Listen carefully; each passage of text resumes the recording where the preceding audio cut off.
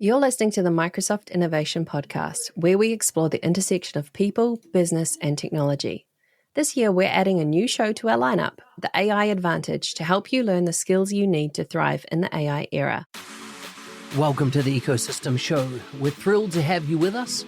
Here we challenge traditional mindsets and explore innovative approaches to maximizing the value of your software estate. We don't expect you to agree with everything. Challenge us, share your thoughts, and let's grow together. Now, let's dive in. It's showtime. Welcome back, everybody. Almost a full house, full complement. We have four of us on the show tonight. We're only missing Will. It's a pity he can't join us. He is all set to come, and he's had something come up. Hopefully, he'll be on the show with us next time. But what are you guys doing in the wonderful world of Europe and Northern Hemisphere and miles away from me in the Southern Hemisphere? I'm in the middle of winter. You know, I just had the winter solstice the other day. And that means you must be on your hottest day of the year, are you? We are here in sunny Valencia. I think that the temperature is going to touch 34 degrees Celsius today. Toasty. You know, so it's another day of summer and possibly another random parade through the streets of Valencia. I think we've had at least one a day for like half of the days in the last several there's been some sort of random parade or something. So busy nice. Time for the street cleaners here. I feel like we were waiting for some sort of a story as well. But thank you for sending me a... No. So I did take a video of the religious objects being paraded through the street. I did see that, escorted by armed guards, and I sent it to Chris. But I do love a parade. I'm not gonna lie. I don't understand why every time I want to throw like a random parade, you guys are all like, no, you can't do that, and then it's not okay. So when I start requesting random parades, I would expect the answer to be yes from here on out. Thank you. What, just the four of us walking through the street with great fanfare, or will we hire a band? No, this is a solo parade. You can watch. A solo parade. So it's just Chris walking down the street. The last time I saw a solo parade, the lady was calling out shame, shame, shame. Yeah, ding, ding, ding. I definitely think that's what I'm going to start calling walking now, just in general. I'm going to be like, I'm going to go on a solo parade, guys. I'll see you later. What are you doing? I'm going for a walk. I think that's totally fair. Yeah, I think that is fair. Yeah, I love it. So cool. I'm going to go on a solo parade on the treadmill later. A stationary solo parade. So the Gartner report. Well, it wasn't the Gartner. It was actually a Gallup report that said that, workplace adoption has doubled in the last 12 months on the use of AI. I found that interesting. Going from 21% to 40-odd% in its use. And I don't know about you, but I'm starting to come up with very creative ways of using particularly M365 Copilot and with its ability to access all the history and conversations you've had with clients and things like that. In our case, the work we've done for them, and being able to extract that and get it into a format to perhaps update stakeholders and things like that, the time it's saving is absolutely phenomenal. And Chris, I know you've been working on some amazing stuff I have. For one of our customers in this space. And what you showed me today just honestly mounted my face. It's, the thing is, like, this is something that I think we're getting like wrong in society, but right individually. And I'll tell you what it is. Like, I think I've realized what AI does for me. And I've had a couple of like groundbreaking moments, but this project was a groundbreaking moment. I'll tell you why.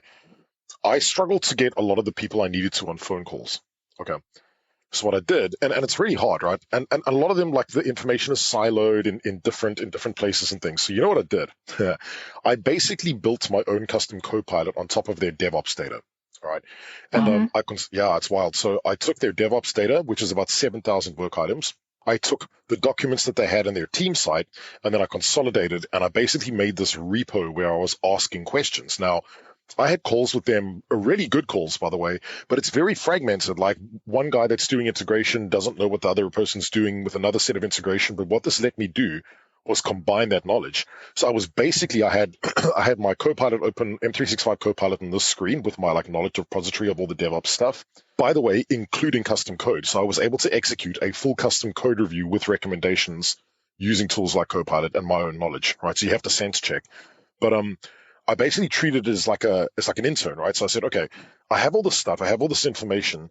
I can't get all these people on the phone all the time. How do I work out what is actually going on in the system? Because Anna and I have done these audits before, right? Like they can get pretty deep. And if I didn't have that information, if I didn't have those tools, I can categorically tell you the report I would have generated would have been nowhere near what I got to with AI. Okay. And it's 120 pages, and it's 120 pages of productivity information, like actual detail around like the physical project being run, the code inside and I didn't review all the code, by the way. I picked like samples of it because you can kind of pick up patterns and say, okay, like this is what it's going to look like.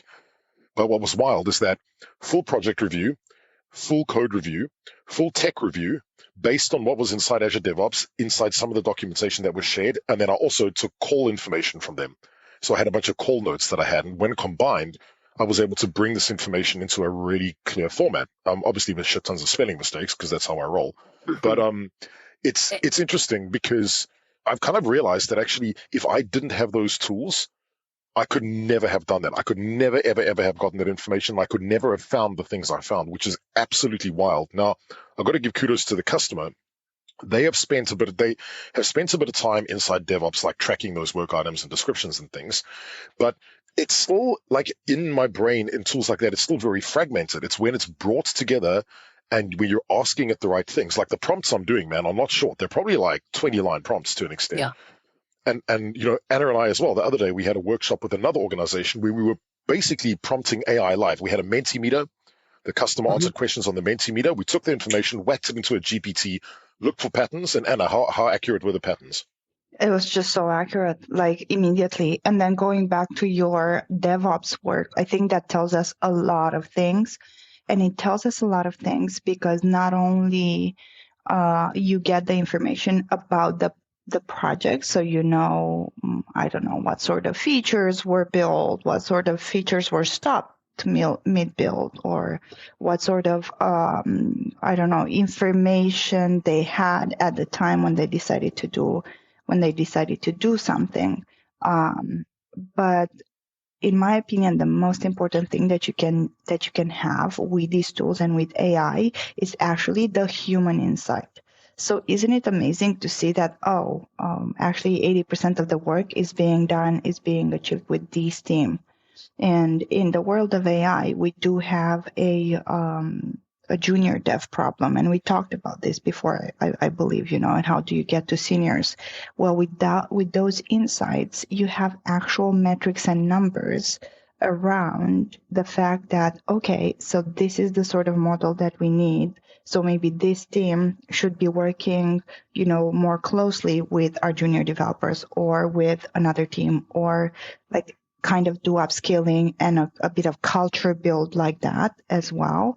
I think it's really important to bring back all of these AI tools to the components of a team, to the fabric of an organization, to your culture, to what do you want to achieve, as well as obviously getting to the right result for your project. I like it. I just want to say one thing for those people wondering, you know, is this just a 2-person project or 3-person, you know, working? What we pulled out of DevOps is over 40 plus developers were on this project. So we're talking, it was sizable. And there was a lot of data to work with.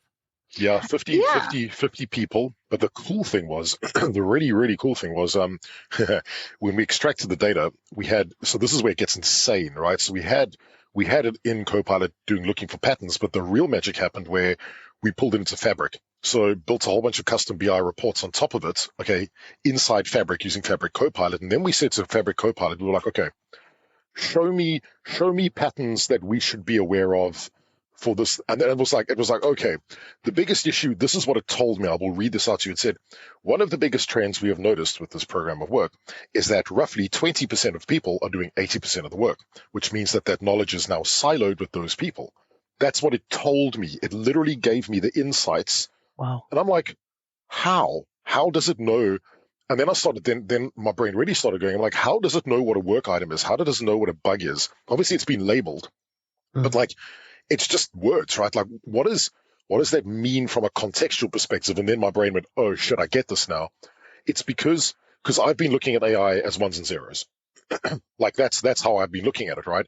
And I always, you guys know, I always put the human spin on it. I'm like, we have to have the human elements in this, but now I've really understood it. It is actually intelligent. Like it knows, right? Like it's got, but the only way it knows is you've primed it really well and really accurately with really strong, clear data. And that's the only reason I believe that we were able to get the responses we did, because I knew what the data looked like. And I didn't have an expectancy, but when the responses came out, my mind was totally blown. I'm like, this is so powerful. And now I've completely flipped the way I use artificial intelligence. I actually can't get through the day without it. Not at all. Yeah. Yeah. Speaking in ones and zeros is how Anna and I need to discuss whether we're going to give our daughter ice cream nowadays, because she's learned, she's now rather trilingual, including in Spanish. So we can't discuss ice cream having in Spanish anymore. We have to speak in binary. Classic. Right. Isn't it Yeah, incredible how wild. quickly kids pick up stuff? As Right. in, I was in the same position. I've been spelling words to Meg. So because she would understand what the Poppy I'm talking about would understand what it was. And then she just turned around the other day and responded to exactly what we had spelt out in a conversation. She had picked up enough to know what we were talking about. And that's amazing. That's amazing. So much fun. Yeah.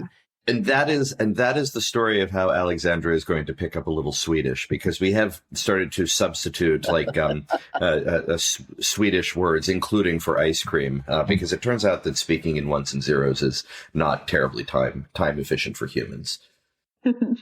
Last week we talked about AI optimists, AI deniers, and AI ragers from memory, Andrew, and we really didn't unpack that. And I actually just happened to go back to it today, and I was filling out a report based on stuff in Dynamics Minds that we had done, 3 or 4 weeks ago. And what are you seeing? What are you guys seeing around these different camps that people seem to be, falling into, where we are very much optimists about where AI is going? I feel sometimes I'm a minority. I think let's very, very quickly define what we're talking about. So the optimists are, as we, self-evidently say, optimistic about where AI is going, the existence of AI, the use of AI. We are, I think, generally fairly measured, right? There are some that I think are just unbridled, but I like to think that the optimists are putting energy into solving the problems of AI, not simply complaining or raging against AI, right? Mm-hmm. Then there are the deniers. The deniers, I think, are folks that, you see this manifest in a few ways, but it's folks who are very deeply concerned about what AI might do to them or to their organization. They I think generally sort of feel that either AI is here to shore up their legacy business, or AI is a passing thing. And then there's the ragers, which I find to be most frustrating of all, that just seem to be angry at everything that Microsoft does or that another vendor does. They several weeks ago, the report from Apple that came out, which I thought was actually quite funny. These folks held this report up as evidence that AI is garbage, right? Even though essentially what the report was saying is that AI cannot reason past the data that it has, which, well, of course it can't reason past the data that it has. How are you terribly good at that yourself, folks? So that's the context, and that's kind of the quick catch up for Anna and Chris on the conversation Mark and I had last week. Just to bounce on that, right? And I have become increasingly frustrated with Apple. One, there was the law case where they have willingly given over audio data from your phone and sold it to advertisers, and they settled a court case denying any responsibility for something like $92 million. Up to that point, they were my second most trustworthy brand. I always considered Microsoft and Apple these bastions in tech of trustworthiness. And that kind of destroyed it for me. for them. Now, the week they came out with that was their big tech conference, and what they released in updates to the iOS software, or all their software range, I was sorely disappointed. And I felt like they had to lead with this big AI story to kind of deflect over the nothingness of what bring out a glass experience on icons which will make it super hard to read. Within 48 hours of that report coming out, OpenAI released O3 Pro reasoning model, and inside that Apple report, they had all the test prompts that they had run to prove their theory. And an individual on YouTube took all those test prompts, run against O3 Pro, and it totally destroyed all the findings of Apple. And one of the biggest ones is that there's this 3-pin object where you have rings, concentric rings on it, and how many moves does it take you to move all the circles from one to the third pin? Like the Tower of... Yeah, and it's basically 1,023 moves it takes to move that to there. Apple proved it couldn't do it. It couldn't reason that out. Well, pretty rapidly, O3 Pro did the absolute, reasoned the whole thing out and gave the answer in minutes. And so it kind of destroyed so many of their test reasons to prove it wrong, were soon disproved themselves. From my perspective, as frankly, I believe the rookie of the group, I have to say I don't have 20-line prompts that I use every hour of every day. So I use basic artificial intelligence, right? And even with basic artificial intelligence, which is like simple prompts, making sure that I didn't forget anything before a meeting, ensuring that when I write an email, I answered all of the questions in the email to reduce turnaround time, making sure that my calculations are okay, making sure that my estimate based on previous experience kind of looks okay, all of that stuff. And I feel like even at that basic level, that AI is starting to ration problems that we never were able to solve.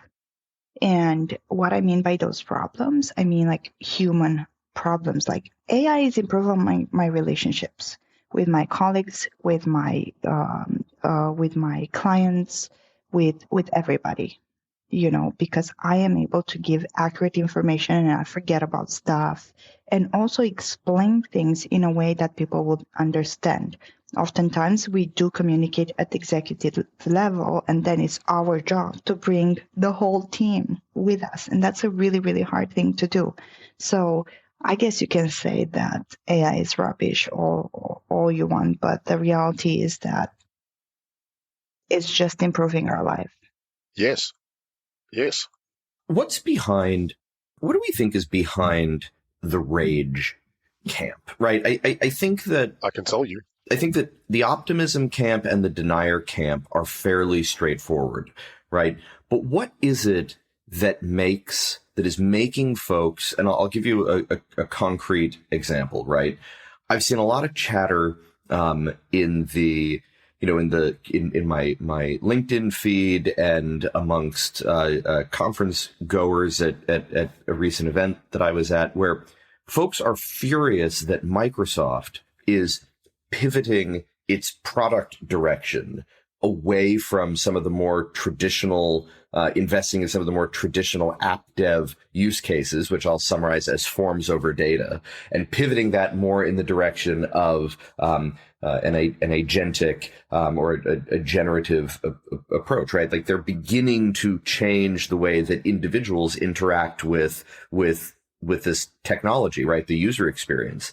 And to me, I think that that's entirely positive. I don't think that it is Microsoft's responsibility to preserve legacy tech simply because you like it, yes, right? But I just fundamentally don't understand this rage that is out there. What's going on, Chris? It's fear, dude. The answer is fear, and that's why people are raging. We've seen this a million times, right? Like it's the whole. What was the guy? Ned Ludd, or whatever, the Luddite thing, okay, the dude that burnt up the whole factory because he didn't want to be replaced by a loom. Mm-hmm.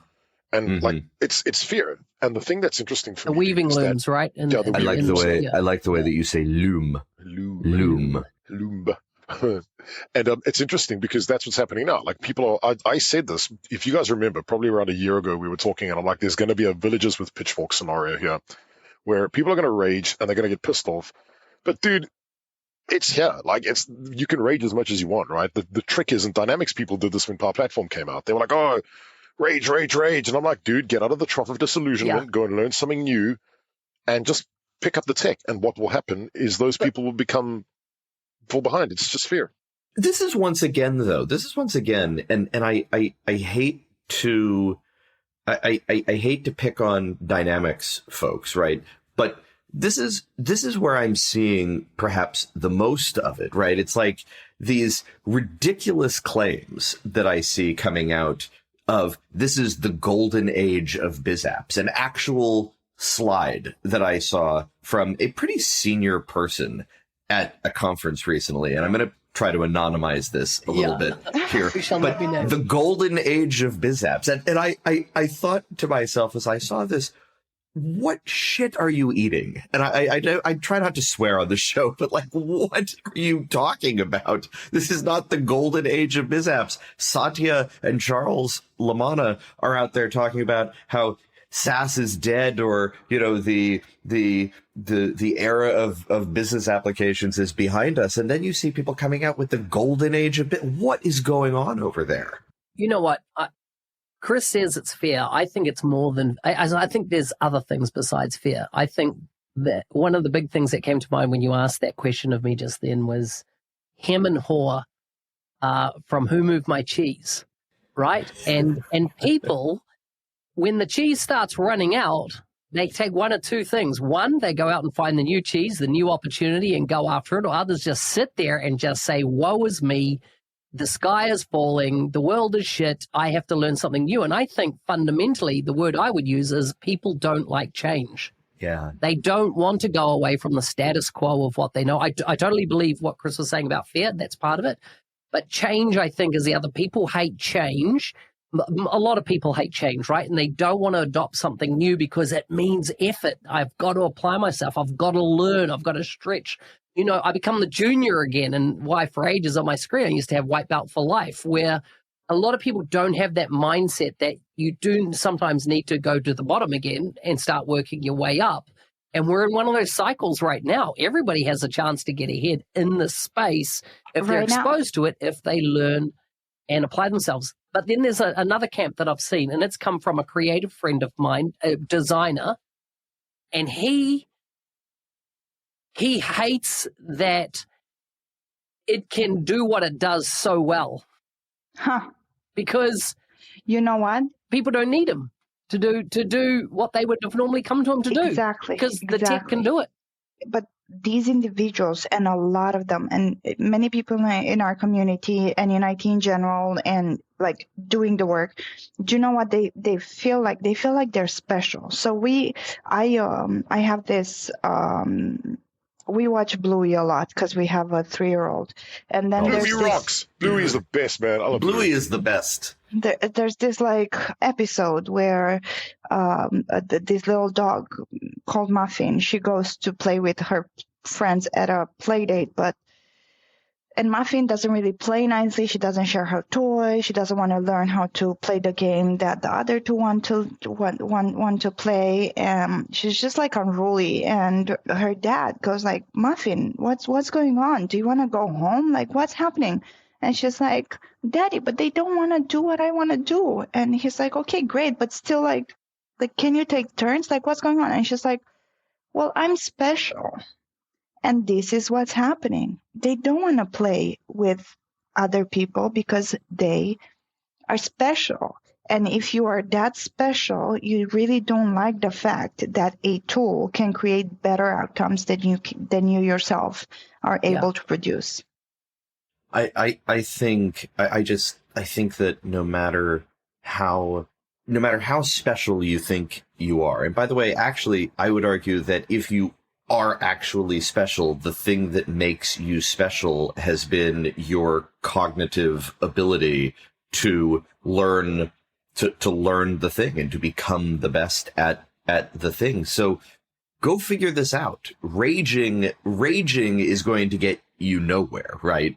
Raging, Microsoft nor any other vendor is going to say, oh my God, those folks are really upset on LinkedIn that we're de-emphasizing our investment in legacy technology. Maybe we should dial up our forms over data offering again. Like it's just crazy. The other thing that the rages forget is the fact that all of these technology is created by really, really, really smart individuals. Mm-hmm. There is a group of big brains with like a lot of patents, with creativity, with inventions. Like they are able to like take a concept and transform it into something totally new. And now with the help of AI, you can do that even faster.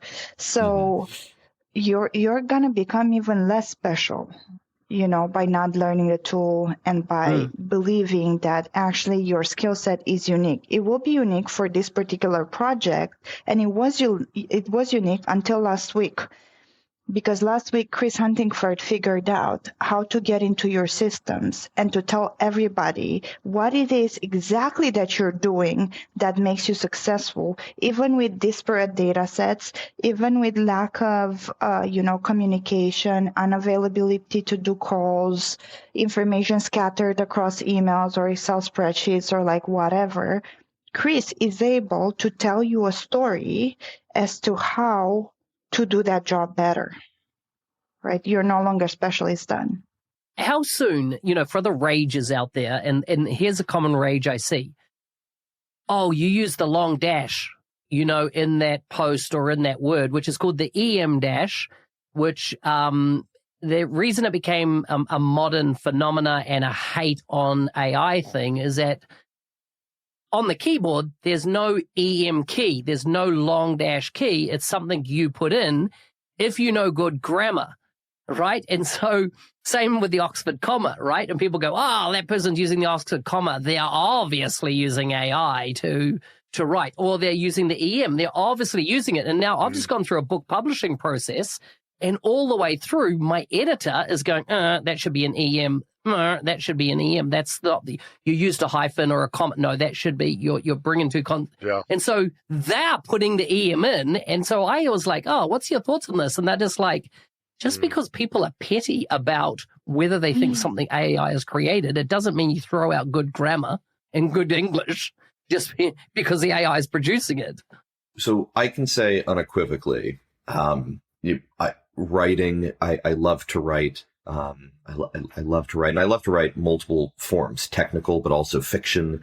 I've published a book. I have never, ever once published publicly content that has been generated by AI. 100% of it. And I'm talking down to the LinkedIn post. I create my own, when I post on LinkedIn, which is not daily, right? But when I post something on LinkedIn, I have written those paragraphs, right? I can unequivocally say I've never republished content provided to me by AI.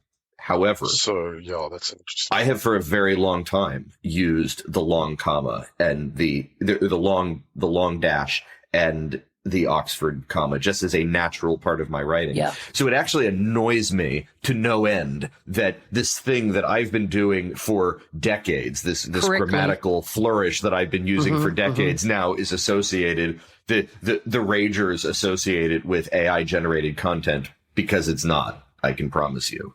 I will tell you something interesting. I had this conversation with somebody very recently, and they're like, so I, like you, Andrew, don't use AI for LinkedIn posts and things, but I use AI in pretty much every other form of writing that I do, every other form. Like I published a book. We used AI to do research. We used AI to kind of form structures and things. And somebody said to me, oh, did you use AI? I'm like, you should be worried if I didn't use AI. And that's the thing. And this is what I'm telling everyone. I'm like, when we go through these processes now, if I interview people, if I talk to people and they're like, oh, we try and avoid using it as much as possible. I'm like, okay, that's not good, because I think in your job, you should be using it. I think that AI shouldn't remove creativity. That's important. And what you do is creative, Andrew. But what it should do is it should aid you in doing your job. It should, we were able to build a 120-page assessment report because we used artificial intelligence to do a lot of research and review. It didn't change the report. Yeah. Absolutely. When I say that I don't use AI in creating narrative, right, it means that I use AI as a research assistant, yes. Right? But the creative content is all generated by my brain, not by AI. I use AI as an input to my own thinking to gather information, but then the thoughts are my own. But that aside, how soon before that just becomes like, so what? But it is. It is a so what, because it is. Yeah. And you know why? Because Chris is right. Some people are like, oh, I try to avoid AI as much as possible. We try to do this. We don't really trust it, but they don't understand, right?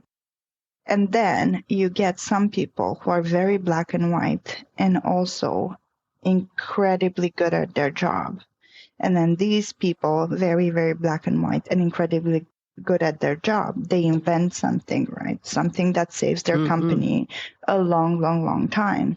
And I asked, it happened, right? There was this person who created an entire structure that saves her company 20 minutes for each interaction with a customer. That's a lot of minutes. So I asked, so how were you able to create this new product?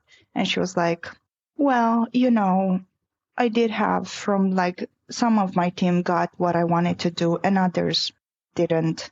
And they were super angry. And even now that they're using the system, they're complaining all the time. And I'm like, okay, so what do you do with them? Oh, I just remove them. Clear as day. So I just remove them. I just work with others. This is what's going to happen. You're right. I so agree with you, Anna.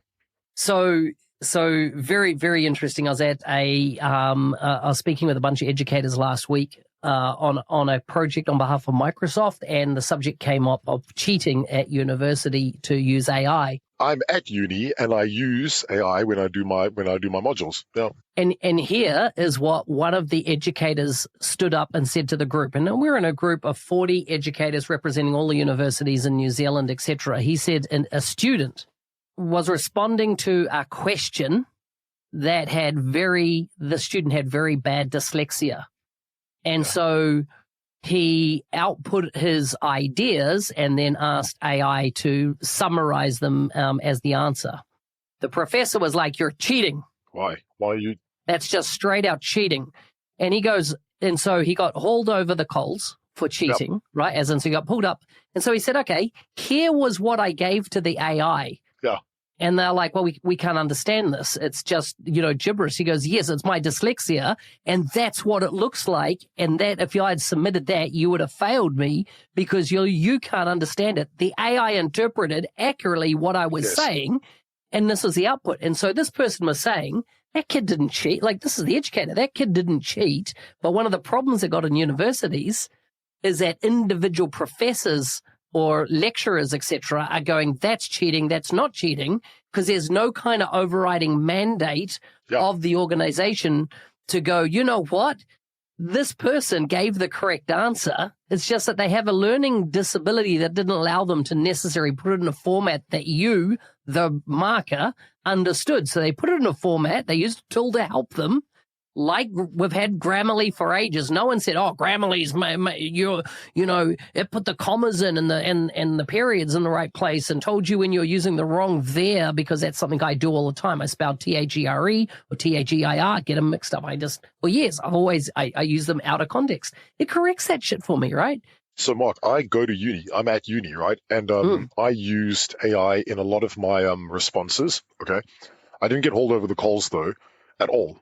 Because I kind of used it in a way that I was able to build responses to answers. Because so I have this thing where I am dyslexic, not as hardcore as you are, but I do misshape words and sentences. But I have the problem of context switching in the opposite that other people do.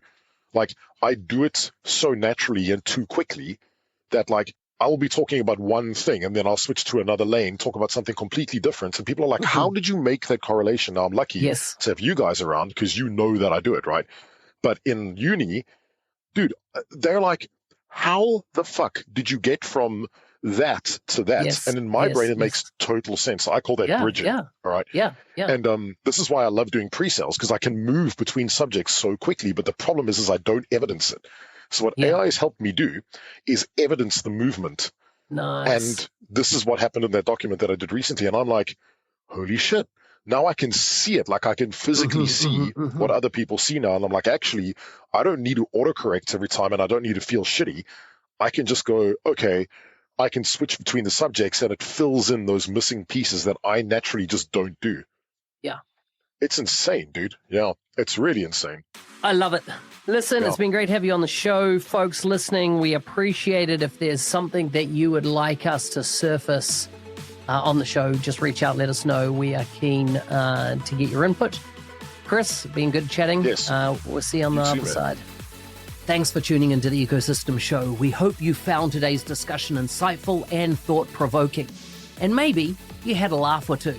Remember, your feedback and challenges help us all grow. So don't hesitate to share your perspective. Stay connected with us for more innovative ideas and strategies to enhance your software estate. Until next time, keep pushing the boundaries and creating value. See you on the next episode.